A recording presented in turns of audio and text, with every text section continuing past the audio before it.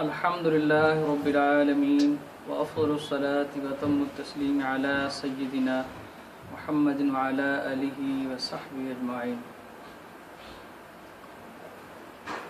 قابل صد احترام محترم سامعین،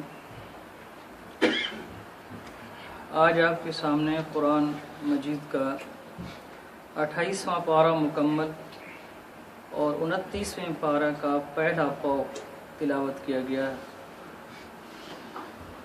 عام روٹین سے ہٹ کے ہم روزانہ ایک پارہ پڑھا کرتے تھے، آج سوا پارہ پڑھا گیا ہے،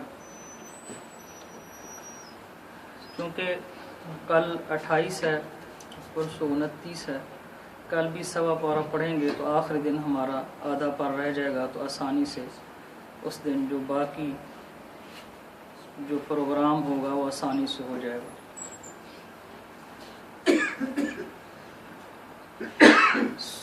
آج جو 28واں پارہ آپ کے سامنے تلاوت کیا گیا، اس کی پہلی صورت ہے سورۃ المجادلہ۔ اس کا ایک خاص شان نزول ہے، یہ صورت مدینہ منورہ کے اندر نازل ہوئی۔ عرب کے اندر ایک رواج تھا، ایک رسم تھی نبی رحمت صلی اللہ علیہ وسلم سے پہلے، کہ کوئی مرد اگر اپنی بیوی کو یہ کہہ دیتا کہ تو میری ماں کی طرح ہے، یا تو میری بہن کی طرح ہے، یا تو میری بیٹی کی طرح ہے، یا تو میری بھتیجی یا خالہ یا پھوپھی، یعنی ان خواتین کا نام لیتا جن خواتین کے ساتھ شرعاً نکاح کرنا حرام ہے، تو وہ بیوی اس مرد کے لیے ہمیشہ ہمیشہ کے لیے حرام ہو جاتی تھی، وہ اس کے ساتھ تعلق نہیں رکھ سکتا تھا۔ نبی اکرم صلی اللہ علیہ وسلم کے ایک صحابی حضرت اوس بن صامت رضی اللہ تعالیٰ عنہ اپنی بیوی حضرت خولہ بنت ثعلبہ رضی اللہ تعالیٰ عنہ، اپنی بیوی حضرت خولہ کو کہتے ہیں کہ تیری پیٹھ میرے لیے ایسی ہے جیسے میری ماں کی پیٹھ ہے۔ اب وہ خولہ کو پتہ تھا کہ ان الفاظ کا کیا مطلب ہے، وہ عرب کے اندر رہتی تھی اور پریشان ہو گئی کہ میں تو اس کے لیے ہمیشہ ہمیشہ کے لیے حرام ہو گئی۔ حضرت خولہ رضی اللہ تعالی عنہ نبی رحمت صلی اللہ علیہ وسلم کے پاس آئیں۔ محمد رسول اللہ صلی اللہ علیہ وسلم اس ٹائم گھر میں موجود تھے۔ حضرت عائشہ رضی اللہ تعالی عنہ آپ کے سر کو مالش کر رہی تھی، محمد رسول اللہ صلی اللہ علیہ وسلم آگے تشریف فرما تھے۔ حضرت خولہ آتی ہیں اور آ کر کہتی ہیں کہ یا رسول اللہ، میرے خامد نے میرے ساتھ ایسا کر لیا ہے، اس کو زہار کہا جاتا ہے، عربی اصطلاح میں اس کو مسئلہ زہار کہا جاتا ہے۔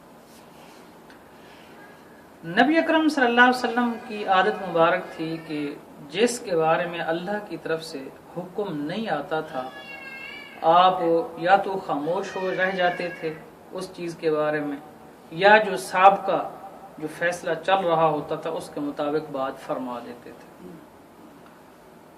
محمد رسول اللہ صلی اللہ علیہ وسلم نے فرمایا کہ اے خولہ، تم اپنے خامند کے لیے حرام ہو گئی ہو۔ تو حضرت خولہ رضی اللہ تعالی عنہ نے رونا شروع کر دیا گھر میں، عرض کرنے لگی یا رسول اللہ، آپ کوئی اس میں آسانی پیدا فرمائیے، میرے بچے ہیں، وہ بھی مجھ سے محبت کرتا ہے، میں بھی اس سے محبت کرتی ہوں، بس کچھ حالات ایسے تھے اس کی زبان سے الفاظ نکل گئے ہیں، ہمارے لیے کوئی راستہ نکالیے۔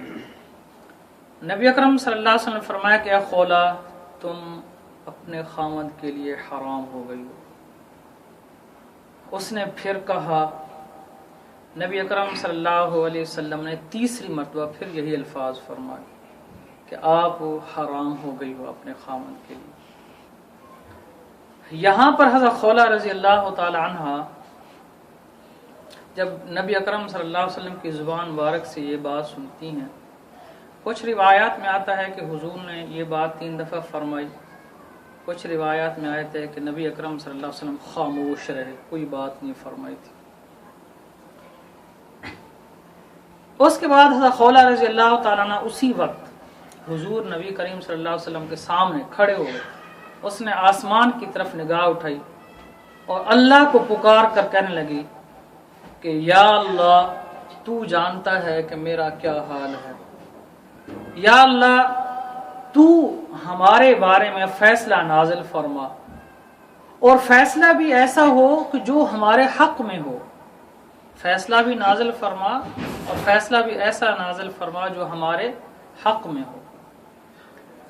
تو یہ بات ابھی حضرت خولہ رضی اللہ تعالی عنہ کی نبی اللہ تعالیٰ کے ساتھ چل رہی تھی، دعا فریاد نبی کریم صلی اللہ علیہ وسلم کے گھر میں حضور کے سامنے۔ تو حضرت عائشہ رضی اللہ تعالیٰ عنہ نے دیکھا کہ محمد رسول اللہ صلی اللہ علیہ وسلم پر وحی کی کیفیت طاری ہو گئی، وحی نازل ہونا شروع ہو گئی۔ آپ صلی اللہ علیہ وسلم پر جب وحی نازل ہوتی تو دنیا سے آپ کا رشتہ کٹ جاتا، آپ وحی کے ساتھ مصروف ہو جاتے، پسینے کے قطرے بھی نمودار ہوتے، وزن بوجھ ہوتا۔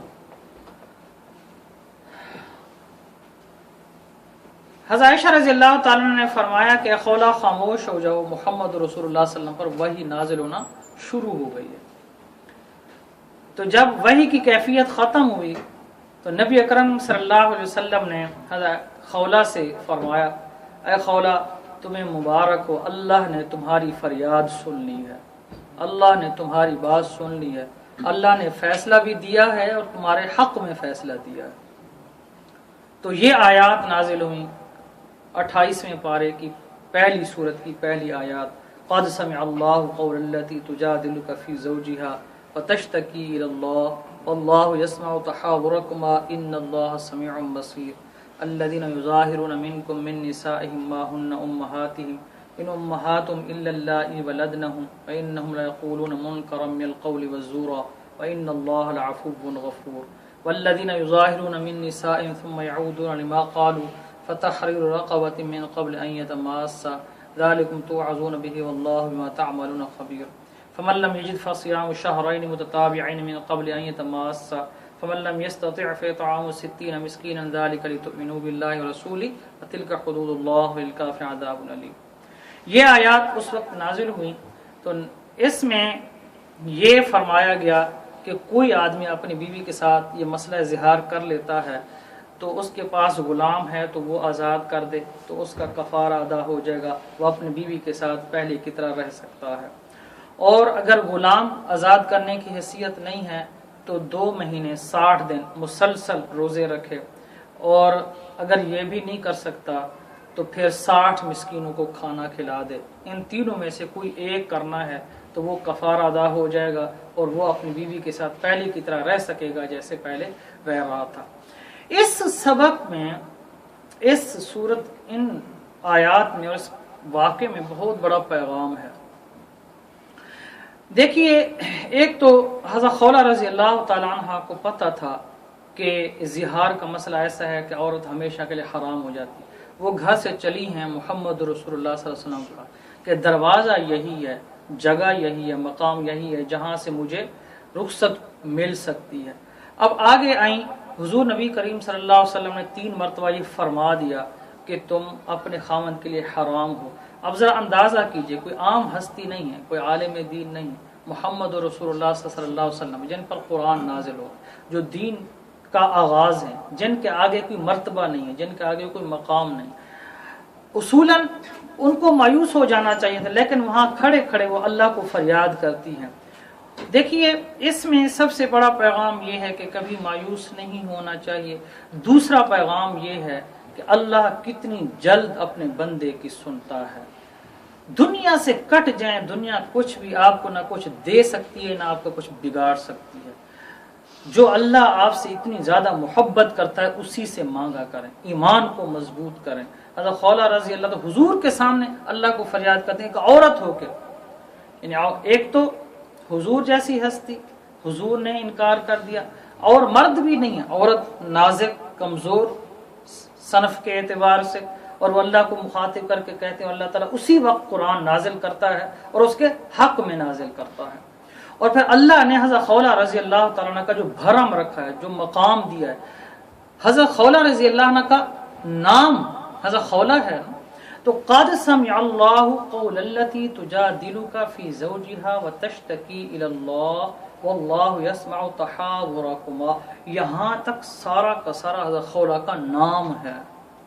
اتنی عزت دی ہے قرآن نے حضرت خولہ رضی اللہ تعالیٰ عنہ. اللہ کہتا ہے قد سمع اللہ، اللہ سن رہا تھا، قول التی، وہ بات، تجادلک فی زوجہا، جب وہ اپنے خاوند کے بارے میں آپ سے شکایت کر رہی تھی، جھگڑا کر رہی تھی، بات کر رہی تھی، تشتکی الی اللہ، اور اللہ کو شکایت کر رہی تھی، واللہ یسمع تحاورکما، تو اللہ سن رہا تھا اس کی ساری بات تم دونوں کی. یہ سارا حضرت خولہ رضی اللہ تعالیٰ کا ذکر ہے، یعنی سارا انہی کا نام ہے. یہ عزت دی ہے اللہ نے حضرت خولہ رضی اللہ تعالیٰ عنہ. تو اللہ کتنی جلد سنتا ہے، اللہ کتنی قریب ہے، اللہ سے کبھی مایوس مت ہوں، اللہ کتنی پیار کرتا ہے. حضور جیسی ہستی کے سامنے جب حضور نے حرام کہہ دیا تو آگے وہ کھڑے کھڑے اللہ کو پکارتی ہے. اللہ قرآن بھی نازل کرتا ہے اور اس کے حق میں بھی نازل کرتا ہے. یہ بہت بڑا پیغام ہے پوری امت کے لیے، قیامت تک کے لیے.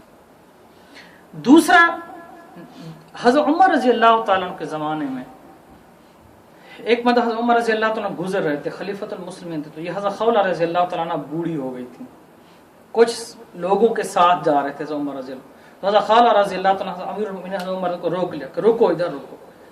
حضرت خولہ نے فرمایا کہ عمر، میں تم کو اس وقت سے جانتی ہوں کہ جب تمہارے ہاتھ میں لاٹھی ہوتی تھی اور تم بکریاں چراتے تھے، مسلمان نہیں ہوئے تھے، اور تمہیں لوگ صحیح تمہارا پورا نام عمر بھی نہیں کہتے تھے، عمیر کہتے تھے. پھر تم عمیر سے عمر ہوئے، پھر عمر سے مسلمان ہوئے، پھر صحابی رسول بنے، اور آج تم خلیفۃ المسلمین ہو. لیکن اللہ سے ڈرا کرو، حق داروں کا حق ادا کیا کرو. ساتھ صحابہ بڑے حیران ہو رہے ہیں، کہتے ہیں کہ تم امیر المؤمنین سے بڑی سخت لہجے میں بات کر رہی ہو. حضرت عمر رضی اللہ فرماتے ہیں رک جاؤ رک جاؤ رک جاؤ، ان کو کچھ نہ کہو، یہ وہ خاتون ہے جو حضور کے سامنے جس کی آسمانوں پر سنی گئی تھی، جن کے حق میں قرآن نازل ہوا تھا. یہ اگر مجھے سارا دن بھی روک کر نصیحت کرتے رہی، کچھ کہتی رہتی، تو میں شام تک رات تک کھڑا رہتا اور اس کی بات سنتا رہتا، اور اللہ یہ کہ نمازوں کے لیے اس سے رخصت لیتا کہ مجھے نماز پڑھنے دے، اس کے بغیر میں کسی کام کے لیے رخصت نہ لیتا اس سے. تو یہ سب سے جو بنیادی پیغام ہے سورہ مجادلہ کے اندر 28ویں پارے کی جو پہلی سورت ہے، اس میں یہ سب سے بڑا پیغام ہے. اس کے بعد سورۃ الحشر تلاوت ہوئی ہے. آج اتفاق ایسا ہے، تلاوت زیادہ ہوئی ہے. 28ویں پارے کے اندر ویسے صورتیں زیادہ ہیں، 29واں پارہ بھی ایک تلاوت ہو گیا، اور اس کا خلاصہ بھی بہت زیادہ ہے. یعنی ہر ایک جو صورت ہے وہ اپنا ایک پس منظر رکھتی ہے، لیکن میں مختصراً آپ کے سامنے بات کروں گا. سورۃ الحشر، اس کے دو نام ہیں، ایک سورۃ الحشر ہے اور دوسرا اس کا سورۃ النذیر ہے، قبیلہ بنو نذیر کے بارے میں. یہ بھی مدنی صورت ہے، مدینہ منورہ کے اندر نازل ہوئی. یہودیوں کے 3 قبیلے تھے مدینہ منورہ کے اندر جب نبی کریم صلی اللہ علیہ وسلم مدینہ میں تشریف لائے. قبیلہ بنو نذیر، قبیلہ بنو قینقاع اور قبیلہ بنو قریظہ. قبیلہ بنو قینقاع جو تھا وہ مدینہ کے اندر، شہر کے اندر تھا. قریظہ اور بنو نذیر یہ دور تھے. حضور صلی اللہ علیہ وسلم جب آئے تو ان سے آپ نے معاہدے کیے تھے، ان سے آپ نے بات چیت کی تھی. ان نے آپ سے معاہدہ تو کر لیا، معاہدہ ہو گیا، اور آخر میں یہ سب نے یہ بات مان لی کہ کوئی بھی مسئلہ ہوگا تو آخری فیصلہ محمد رسول اللہ صلی اللہ علیہ وسلم فرمائیں گے.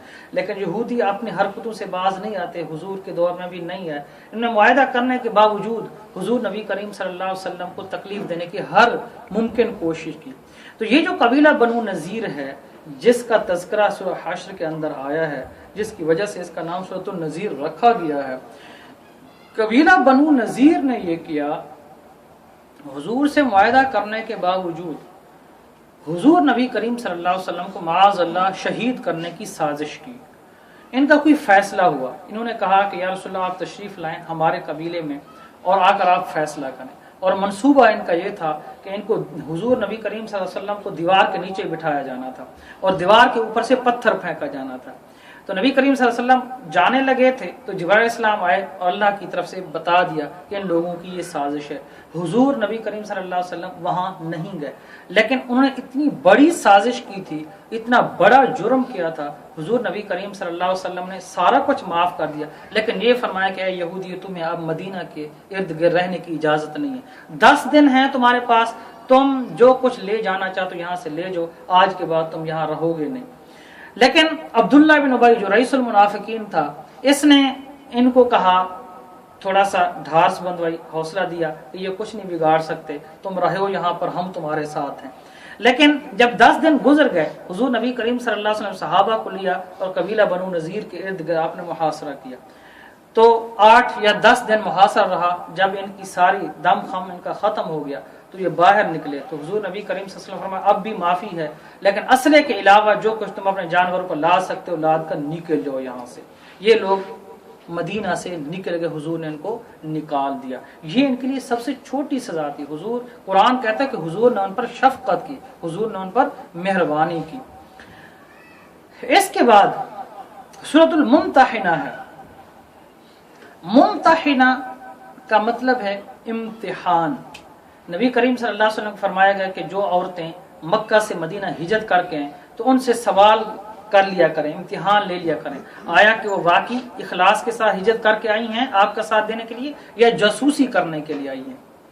اس میں یہ پیغام دیا گیا کہ آپ ان سے یہ بات کر لیا کریں. اب نبی کریم صلی اللہ علیہ وسلم جب جنگ احد ہو چکی تھی، جنگ احد کے بعد نبی کریم صلی اللہ علیہ وسلم نے مکہ پر، یعنی جنگ احد بھی ہو چکی، جنگ خندق بھی ہو چکی، جنگ احزاب جس کو کہا جاتا ہے، آپ علیہ الصلوۃ والسلام کو اللہ کی طرف سے حکم ہوا صلح حدیبیہ کے بعد کہ اب آپ مکہ آپ کے حوالے کر دیا جائے گا، آپ مکہ کی طرف کوچ فرمائیں. تو ایک صحابی ہیں جن کا نام ہے حاطب بن ابی بلتا. ان کے رشتہ دار مکہ میں رہتے تھے، ان کے رشتہ دار مکہ میں رہتے تھے. انہوں نے خط لکھا کہ حضور نبی کریم صلی اللہ علیہ وسلم مکہ پر کوچ کرنے کا ارادہ رکھتے ہیں، تم خبردار ہو جاؤ، تیار ہو جاؤ. ظاہری طور پر تو یہ بہت بڑا گناہ اور بہت بڑی سازش اور انتہائی فریب اور دھوکہ ہے اور اسلام سے انحراف ہے. لیکن حضور نبی کریم صلی اللہ علیہ وسلم چونکہ جانتے تھے اللہ ڈائریکٹ بتاتا تھا جبرائیل علیہ السلام کے ذریعے، تو حضور نبی کریم صلی اللہ علیہ وسلم فرمایا کہ حاطب اسلام سے نہیں پھرا، بس اس کے دل میں انسانی کمزوری آ گئی ہے کہ یہ میں کام کروں گا تو مکہ والے میرے جو بچے ہیں وہاں پر جو عزیز و اقارب ہیں ان کو کچھ نہیں کہیں گے، ان کے ساتھ ہمدردی و شفقت کریں گے. تو حاطب نے ایک خط ایک عورت کو دیا اور وہ عورت لے کر مدینہ کی طرف جا رہی تھی، اور وہ خط پہنچ جاتا مکہ میں. کیونکہ حضور نبی کریم صلی اللہ علیہ وسلم جب مکہ فتح کیا تو آپ علیہ الصلوۃ والسلام نے اس انداز میں اپنی سرگرمیاں رکھی تھی کہ مکہ والوں کو خبر نہیں پہنچی تھی. آپ اچانک مکہ والوں پر پہنچے تو اللہ تعالیٰ نے مکہ فتح کیا تھا اور بہت بڑی فتح مبین سے نوازا تھا. تو اگر یہ خط پہنچ جاتا تو بہت بڑی خون ریز جنگ بھی ہو سکتی تھی، حالات خراب بھی ہو سکتے تھے. نبی کریم صلی اللہ علیہ وسلم نے حضرت علی رضی اللہ تعالیٰ عنہ کو، حضرت زبیر اور حضرت مقداد بن اسود رضی اللہ ان کو بھیجا کہ خاتون جا رہی ہے فلاں مقام پر تمہیں ملے گی. حضور نے یہ بھی بتا دیا اس کے پاس وہ خط ہے وہ لے آؤ. یہ صحابہ جب اس خاتون کے پاس پہنچے اس نے کہا وہ خط دو جو تم مکہ والوں کو دینے جا رہی ہو. اس نے کہا میرے پاس کوئی خط نہیں، انکار کر دیا اس نے. تو حضرت زبیر حضرت مقداد بن دوسری ایک روایت کے اندر آتا ہے کہ انہوں نے واپس پلٹنے کا ارادہ کیا کہ خط تو اس کے پاس نہیں ہے، تلاشی بھی لی. حضرت علی رضی اللہ عنہ نے فرمایا یہ ہو نہیں سکتا کہ محمد رسول اللہ صلی اللہ علیہ وسلم. اچھا دیکھیں نا یہاں درجے ہیں، دوسرے صحابہ کہہ رہے ہیں کہ شاید ممکن نہ ہو، لیکن حضرت علی رضی اللہ عنہ نے فرمایا نہیں یہ ممکن ہی نہیں ہے، محمد رسول اللہ صلی اللہ علیہ وسلم فرمائیں اور اس عورت کے پاس خط نہ ہو. حضرت علی رضی اللہ عنہ نے دھمکی دی، اس نے کہا یہ میرے نبی کا حکم ہے، اگر تم خط نہیں نکالو گی تو ہم تمہیں لے جائیں گے اور تمہاری تلاشی بھی لے سکتے ہیں. تو اس نے پھر اپنے بالوں کے جوڑوں کے اندر اس نے خط پھنسایا ہوا تھا، وہ خط وہ نکالا اور نبی کریم صلی اللہ علیہ وسلم کے پاس واپس لایا گیا. اور یہ بہت بڑا خطرہ تھا جس کو اللہ تعالیٰ نے بر وقت بچا لیا اور اس کے بعد مکہ فتح ہوا. تو اس صورت کے اندر یہ پیغام دیا گیا کہ جو خاتون مکہ سے مدینہ ہجرت کر کے آئیں تو آپ ان کا امتحان لے لیا کریں، ان سے سوالات کر لیا کریں. اس کے بعد سورۃ الصف ہے. सफ के अंदर सफ इसलिए कहा गया कि जो लोग अल्लाह के रास्ते में सफ बस्ता होकर सफ बनाकर जिहाद करते हैं, अल्लाह उनको बहुत पसंद करता है, अल्लाह को बहुत महबूब है, अल्लाह को बहुत प्यार है। एक पैगाम भी सूरत के अंदर ये दिया गया, या अय्युहल्लज़ीना आमनू लिमा तक़ूलूना मा ला तफ़अलून, ऐ लोगों वो बात क्यों कहते हो जो खुद करते नहीं हो। काबुरा मक़्तन इंदल्लाह, अल्लाह के यहाँ ये सबसे बुरी बात है, तुम खुद लोगों को कहो और तुम्हारा खुद अमल उसके खिलाफ हो। यानी कौल फेल के अंदर तजाद, जो आजकल हमारा सबसे बड़ा मसला है, सबसे बड़ा मर्ज है। जो दाई इल्लाह है, जो यहाँ बैठकर बात करेगा, जो दुनिया में दाई इल्लाह का काम करेगा, जो दीन के काम को लेकर उठेगा, उसके लिए जरूरी है कि उसका किरदार साफ हो, उसका किरदार लोगों के सामने हो, उजला और शफाफ हो सदाकत के लिए जिस दिल में मरने की तड़प, वो पहले अपने पैकर खाकी में जान पैदा करे। जिसने इस सदाकत को लेकर उठना है वो अपने आप को पहले तैयार करे। और ये नबी करीम सल्लल्लाहु अलैहि वसल्लम की सुन्नत है। मुहम्मद रसूलुल्लाह सल्लल्लाहु अलैहि वसल्लम ने खुद फरमाया कि जब आपने पूरे लोगों को इकट्ठा किया, तो आपने अपनी 40 साल रिपोर्ट पेश की, कारकर्दगी पेश की। आपने फरमाया लोगों 40 साल मैंने तुम्हारे दरमियान गुजारे, मुझे कैसा पाया? तो सब ने ये बैक जुबान होकर कहा कि आपने आज तक जुबान से कोई झूठ नहीं फरमाया, किसी की अमानत में ख्यानत नहीं की, सादिक और अमीन के लक़ब से नवाजा। यानी ये अपनी जिंदगी की रिपोर्ट थी। उसके बाद हुजूर ने फरमाया कि लोगों अगर मैं ये कहूं कि इस टीले के पीछे से तुम पर जो लश्कर है हमला आवर होने वाला है। अब ये टीला भी बड़ा नहीं था, हुजूर थोड़े से ऊंचे खड़े थे, लोगों से बात कर रहे थे, लोग भी टीले के पीछे देख रहे थे कि कोई आ नहीं रहा। लेकिन लोगों ने कहा कि हम तो देख रहे हैं कि पीछे से कोई नहीं आ रहा, लेकिन अगर आप ये फरमा दें क्योंकि लश्कर हम पर हमला आवर होने वाला है, हम ये कहेंगे कि हमारी आंखें तो धोखा खा सकती हैं लेकिन आपकी जुबान मुबारक से झूठ नहीं निकल सकता। उसके बाद जब ये हो गया, आपने अपनी कारगुजारी, अपना किरदार पेश कर दिया, उसके बाद हुजूर ने फरमाया क़ूलू ला इलाहा इल्लल्लाहु तुफ़्लिहून, इस्लाम की दावत पेश की। आज हमारा सबसे बड़ा मर्ज ये है कि ये काम लेकर जो उठने वाले हैं, जो दावत इल्लाह का काम करने वाले हैं, किरदार के लिहाज से उतना पुख्ता नहीं है। ये दुख के साथ ही बात कर रहा हूँ। हमारे कौल फेल के अंदर तजाद है, हम कहते कुछ हैं करते कुछ और हैं। बात जो करते हैं, हमारा अमल जो है उसकी गवाही नहीं दे रहा होता, हमारा अमल उसके खिलाफ चल रहा होता है। और ये बात याद रखें कि बात उस वक्त दिल पर असर नहीं करती जब तक उसके साथ अमल गवाही ना दे रहा हो, अमल साथ साथ चल ना रहा हो। दिलों पर उस वक्त चोट करेगी बात जब साथ अमल चल रहा हो, जब साथ अमल गवाही दे रहा हो। तो इस सूरत में शुरू में ये फरमाया गया, या अय्युहल्लज़ीना आमनू लिमा तक़ूलूना मा ला तफ़अलून, लोगों वो बात कहते क्यों हो जो तुम खुद करते नहीं हो। कबुरा मक़्तन इंदल्लाहि अन तक़ूलू मा ला तफ़अलून, अल्लाह के यहाँ ये सबसे बुरी बात है, खुद तुम वो काम करते नहीं हो और दूसरे लोगों को उसकी दावत देते हो। और इसके बाद हुजूर नबी करीम सल्लल्लाहु अलैहि वसल्लम के नाम ही बताया गया। हज़रत ईसा अलैहिस्सलाम ने फरमाया है, वइज़ क़ाल ईसा इब्न मरियम या बनी इस्राईल इन्नी रसूलुल्लाहि इलैकुम, हज़रत ईसा अलैहिस्सलाम ने फरमाया कि मैं तुम्हें एक ऐसे नबी की खुशखबरी देता हूँ जिसका नाम अहमद होगा। हुजूर नबी करीम सल्लल्लाहु अलैहि वसल्लम का नाम मोहम्मद भी आया है कुरान में, अहमद भी आया है। अहमद सिर्फ इस जगह पे आया है, मोहम्मद और 4 जगहों पर आया है हुजूर कुरान में जो नाम आया। अब हुजूर नबी करीम सल्लल्लाहु अलैहि वसल्लम का नाम मोहम्मद आपके दादा अब्दुल मुत्तलिब ने रखा, अहमद आपकी माँ अम्मा आमना ने रखा, लेकिन दोनों का जो मादा है वो हमद है। मोहम्मद का भी हमद है, अहमद का भी हमद है, माना एक ही है, यानी जिसकी बहुत ज्यादा तारीफ की जाएगी, जिसके बहुत ज्यादा चर्चे होंगे। ये नाम पहले कभी रखा नहीं गया था क़यामत तक, यानी हुजूर नबी करीम सल्लल्लाहु अलैहि वसल्लम से पहले जब से आदम अलैहिस्सलाम बने, ये नाम पहला नाम है जो हुजूर के लिए ही बचा कर रखा था अल्लाह ने। और अल्लाह ने फरमाया कि ये नाम मेरे महबूब का होगा। और जब अब्दुल मुत्तलिब ने ये नाम रखा मोहम्मद, तो अरब वाले कहने लगे, अरब का मोहम्मद का मतलब तो ये है कि जिसके चर्चे हों, जिसकी तारीफें हों, जिसका लोग नाम ही लें। तो अब्दुल मुत्तलिब ने कहा मेरे इस बेटे का नाम ऐसा ही है और इसकी सिफत भी ऐसा ही है और दुनिया देखेगी कि इसके चर्चे। अब्दुल मुत्तलिब अगरचे उस वक्त फौत हो गया, हुजूर नबी करीम सल्लल्लाहु अलैहि वसल्लम के नबूवत का ज़माना नहीं पाया उसने, 4 साल की उम्र में हुजूर सल्लल्लाहु अलैहि वसल्लम थे और मुत्तलिब फौत हो गया।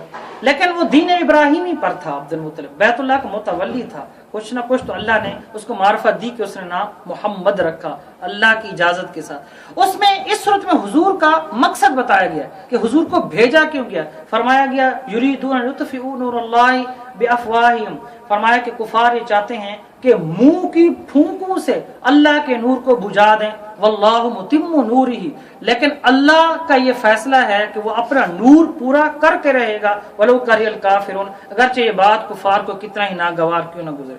پھر آگے مقصد بتایا گیا والذی ارسل رسولہ بالہدی ودین الحق لیظہرہ علی الدین کلہ ولو کرہ المشرکون، فرمایا گیا حضور کو اس لیے بھیجا گیا ہے کہ یہ دین اسلام پورے باقی ادیان باطلہ جتنا بھی مذاہب ہیں ان پر دین اسلام کو غالب کر دیں، ولو کرہ المشرکون، اگرچہ یہ بات کفار کو کتنا ہی ناگوار گزرے، حضور یہ کام کر کے رہیں گے اور یہ ہو کر رہے گا۔ حضور کا مقصد بھی بتایا گیا، کفار کی سازشوں سے بھی بیدار کیا گیا، کفار کو یہ بتایا گیا کہ یہ کیا چاہتے ہیں، یعنی یہ لوگ چاہتے ہیں کہ منہ کی پھونکوں سے اللہ کے دین کو، اللہ کے نور کو بجھا دیں، لیکن واللہ متم نورہ، اللہ نے یہ فیصلہ کر رکھا ہے کہ وہ اپنے نور کو پورا کر کے رہے گا۔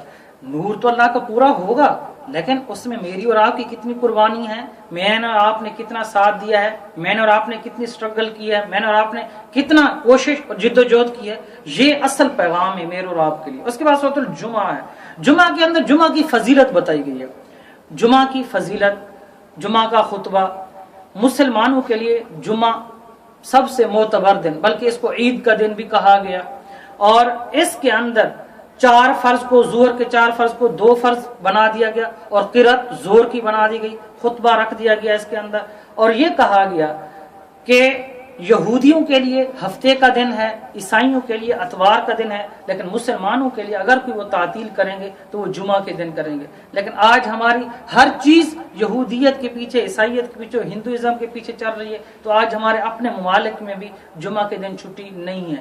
یہ بھی ایک المیہ ہے ہماری غلامی اور ہماری سوچ کا، یعنی ہمارا اپنا کچھ بھی نہیں ہے، غیروں کا دیا ہوا ہم اپنے ہاں رائج کرتے جا رہے ہیں۔ اور اس کے اندر یہ ایک بات فرمائی گئی، یا ایھا الذین آمنوا اذا نودی للصلاۃ من یوم الجمعہ فاسعوا الی ذکر اللہ وذروا البیع، فرمایا گیا کہ جب تمہیں نماز جمعہ کی اذان ہو جائے پھر تم کاروبار چھوڑ دو۔ نماز جمعہ کی اذان سن کے کوئی دکان کے اندر بیٹھے یا اپنے کاروبار میں بیٹھے، یہ ہو ہی نہیں سکتا، یہ ممکن ہی نہیں ہے۔ قرآن نے اعلان کیا کہ وہ فوراً مسجد کی طرف ہے، ہاں نماز پڑھیں، اس کے بعد پھر اللہ کے رزق کو تلاش کرنے کے لیے کھڑے ہوں۔ اس کے بعد سورۃ المنافقون ہے، منافقون کے اندر مکمل منافقوں کا تذکرہ کیا گیا ہے، منافقوں کے سارے پردے چاک کیے گئے ہیں، بتایا گیا ہے کہ عزت اللہ کے لیے، اللہ کے رسول کے اور مومنین کے لیے، منافق دنیا میں بھی ذل و خوار ہوں گے، آخرت میں بھی ہوں گے۔ آگے سورۃ التغابن ہے، تغابن کا مطلب ہے ہار اور جیت۔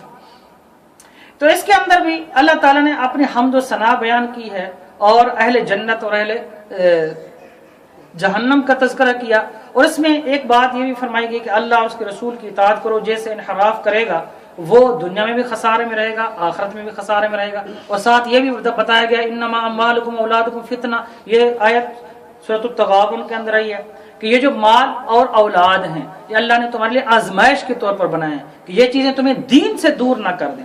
آگے سورۃ الطلاق ہے، سورۃ الطلاق کے اندر مکمل طلاق کے مسائل بیان کیے گئے۔ سورۃ النساء کے اندر بھی طلاق کے مسائل ہیں، اس سورتوں کے اندر بھی ہیں۔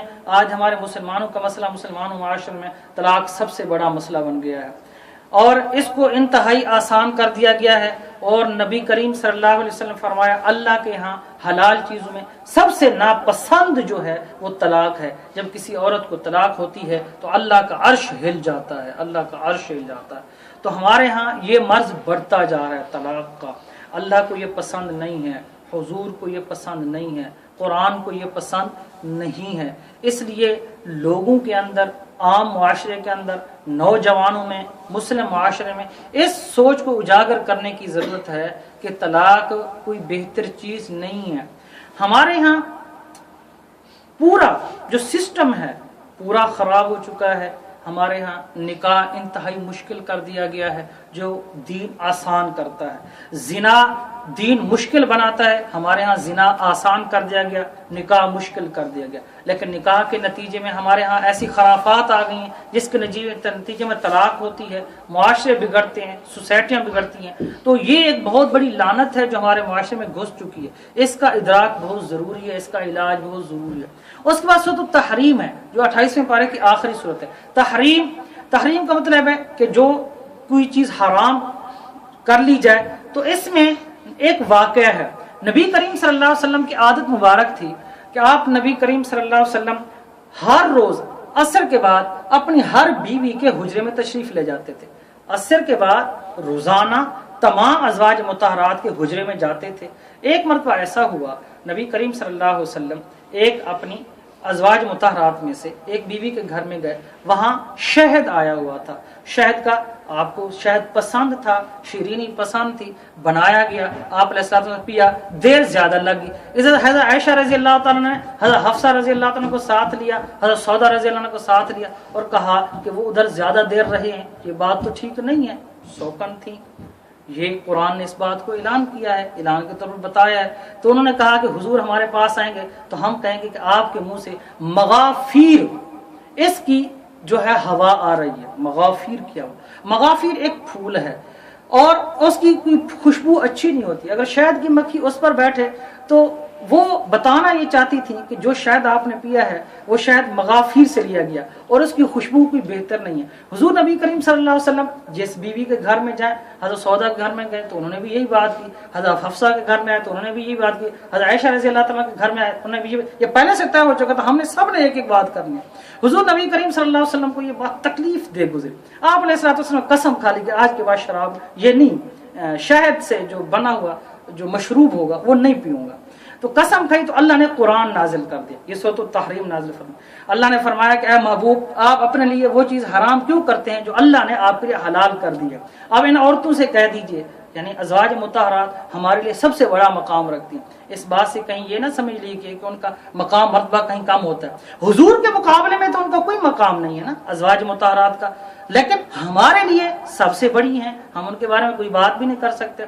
लेकिन जब हुजूर और उनका आपस में मुवाजना होगा तो वो कुछ भी नहीं है, लेकिन जब हमारा और उनका मुवाजना होगा तो हम कुछ नहीं है, वो सब कुछ है।